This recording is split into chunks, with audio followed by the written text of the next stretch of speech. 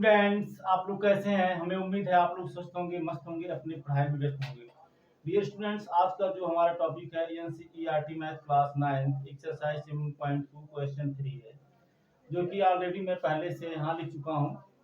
दिया है त्रिभुज एबीसी, एक समद्विबाहु त्रिभुज है एबीसी है, जिसकी दो भुजाएं बराबर हैं। त्रिभुज एबीसी में जिसमें बराबर जो भुजा है, भुजाओं एसी और एबी, यानी आपकी भुजा एसी और एबी है, ठीक है ना। इस पे शीर्षलंब बीई और सीएफ खींचे गए हैं, मतलब बी से शीर्षलंब बीई है और सी से शीर्षलंब सीई है, ठीक है।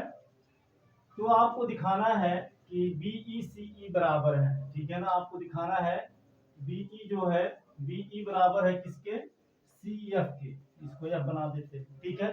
चलिए अब यहाँ पहले आप लिखिए, फर्स्ट ऑफ ऑल दिया है, क्या दिया है? दिया है त्रिभुज ए बी सी में क्या क्या दिया है। पहला नंबर तो ये दिया है कि ए बी पर लंब है।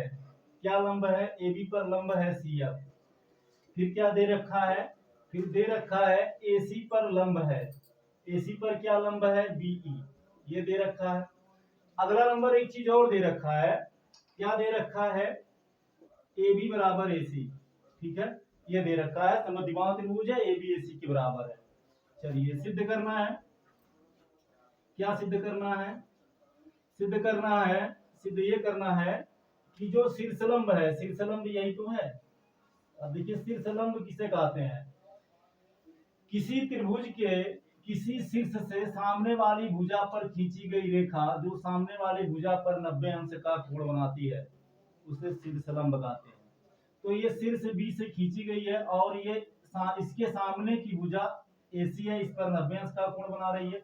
इसी तरह से शीर्ष सी से खींची गई है, सामने वाली भुजा ए बी है, ये इस पर 90 अंश का कोण बना रही है। तो ये शीर्षलंब हो गया। सिद्ध करना है कि शीर्षलंब बराबर है, अर्थात बीई बराबर सीएफ। देखो अब क्या करो, यहाँ लिखो उपपत्ति। उपपत्ति में अगर हम ये प्रूव कर ले जाए, क्या प्रूव कर ले जाए? हमें प्रूव कर ले जाए कि ये जो त्रिभुज है बीसीएफ, ठीक है ना, त्रिभुज बीसीएफ और त्रिभुज बीसीई, अगर हम प्रूव कर ले जाए कि ये सर्वांगसम है, ये वाला त्रिभुज, यानी ये आपका जो है, हम आपको यहाँ अलग बना के दिखा रहे हैं, ये आपका क्या है? ये आपका है बी एफ सी, और ये आपका क्या है? ये आपका है, यहां से इसको मिलाइए, ये आपका है ई ए सी ए बी। अगर हम प्रूव कर ले जाए, यही त्रिभुज है, इसको काट के अलग अलग यहाँ लिख दिया गया। अगर हमें प्रूव कर ले जाए ये इसके सर्वांगसम है, तो हम प्रूव कर सकते हैं कि ये वाला जो है इसके बराबर है, यानी बीई सीएफ के बराबर है। तो चलिए सीधे आ जाते हैं टॉपिक पे। तो यहाँ लिखिए, लिखिए त्रिभुज बीईसी, त्रिभुज बीईसी तथा त्रिभुज बीसीएफ में, ठीक है ना। तो त्रिभुज बीईसी तथा त्रिभुज बीसीएफ में क्या करिए, यहाँ लिखिए कोण। क्या लिखना है? में देखिए कोण ए कोण बीएफसी, कोण बीएफसी बराबर होगा कोण बीईसी के, कोण बीईसी के, मतलब ये कोण इस कोण के बराबर होगा। कहां से होगा? यहाँ लिख दीजिए, दिया है, क्योंकि दोनों कोण क्या है? दोनों कोण शीर्षलंब है। देखिए मतलब 90 अंश का ए बी है, 90 अंश का ए बी है, तो बराबर होंगे ही, दिया है। अगला नंबर देखिए, बीसी बराबर बीसी, कहां से आया? देखिए त्रिभुज बीसीएफ में भी बीसी है और त्रिभुज बीसीई में भी बीसी है, दोनों त्रिभुजों में बीसी है। तो अर्थात बीसी क्या है? उभयनिष्ठ है। बीसी क्या है? उभयनिष्ठ है, ठीक है ना।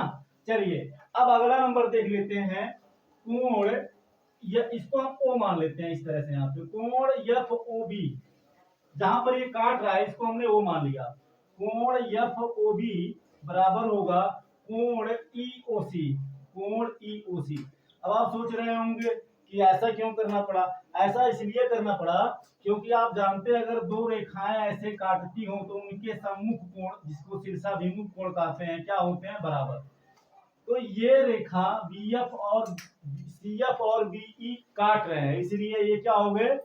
ये प्रतिच्छेदी रेखाएं हो गई। तो ये कोण इसके बराबर होगा, यानी बी ओ एफ बराबर होगा ईओसी या सीओई। चलिए अच्छा यहाँ लिखिए, इसलिए जब दो भुजाएं, जब दो कोण बराबर हों, चलिए यहाँ लिख देते हैं, जब दो कोण बराबर हों तो उनके सामने की भुजा समान होती है। ये परिमेय इसके पहले आपको सिद्ध करवाया जा चुका है त्रिभुज के गुण में, ठीक है ना। यदि दो समान कोण के सामने की भुजा बराबर होती है, समान भुजा के सामने का कोण बराबर, तो जो ये कोण इसके बराबर है तो इसके सामने की भुजा ये होगी और इसके सामने की भुजा ये होगी।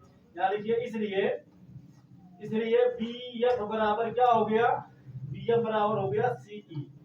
इसको आप 3 मानिए, ये वाला जो आपका इसको आप 1 मान लीजिए, इसको आप 2 मान लीजिए, ठीक है ना। यहाँ लिखिए इसलिए 1, 2, ठीक है ना। यहाँ लिखिए Ram first second and third, क्या है, CP विथ, ठीक है ना, congruent property of congruent triangle. क्या है, यहाँ क्या लिया गया है, एंगल है, ये साइड है, तो AS, ठीक, ये क्या है, ये भी साइड है, ये भी साइड है। एंगल, यहाँ हमने एंगल बराबर लिया, फिर साइड बराबर लिया, फिर साइड बराबर लिया, यानी एंगल साइड से क्या हो जाता है, ये जो त्रिभुज है BFC सर्वांगसम हो गया, ठीक है ना। बी, चलिए यहाँ जो हम लिखे हैं वही लिख देते हैं, त्रिभुज BEC हो गया सर्वांगसम त्रिभुज किसके, BCF के। अब थोड़ा ध्यान देना है, मतलब ये हुआ कि ये त्रिभुज इस त्रिभुज के सर्वांगसम हुआ।